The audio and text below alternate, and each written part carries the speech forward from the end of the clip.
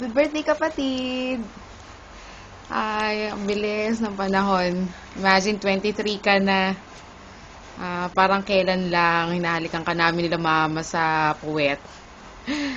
Ah, sayang wala ako dyan para makiselebrate ng birthday mo. Well, sa ngayon, syempre, tiis-tiis muna.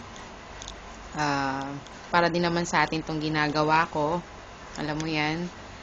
Ang wish ko para sa'yo, unang-una sa lahat ay makagraduate ka na. Huwag mo namang gawing hobby kapatid ang pag-e-enroll every second sem. Ko, magsawa ka. Ayun, tapos pangalawa, sana matupad lahat ng pangarap mo. Alam ko naman yon kung ano yung mga yon. So, andito ko para suportahan yung mga pangarap mo na yon para matupad mo lahat yon. Sa love life, ano ba, kasi lalaki ka naman, so ikaw pa rin ang makakapag-desisyon kung sino ang gusto mo makasama. Well, sana nga I'm still hoping na matagpuan mo pa rin yung babaeng gusto mo makasama habang buhay. But, huwag muna ngayon, okay? Pag-aaral muna. And, syempre, after mo mag-aral, syempre, trabaho, o kaya negosyo. Marami pa tayong dapat ayusin.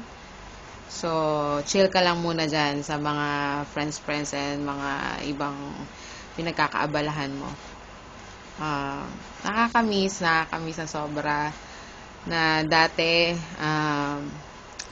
andyan ka lang, isang tawag ko lang, isang text ko lang, madali kitang mapupuntahan. Well, hindi ko na lang din talaga iniisip na malayo talaga ako. Ayun, salamat din pala kapatid sa lahat. Andiyan ka para suportahan ang mga kalokohan ko din.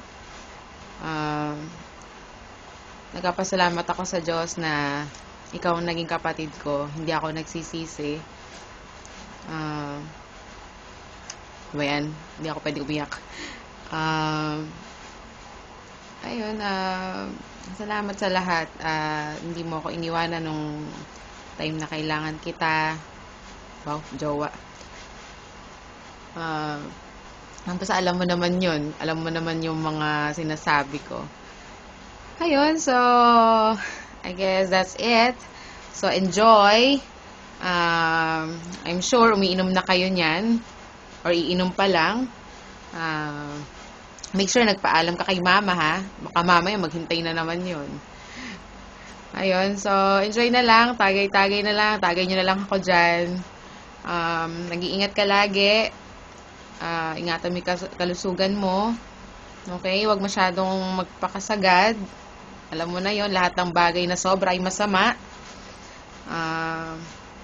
I miss you so much, kapatid. Kayo ni mama. I love you. Happy birthday.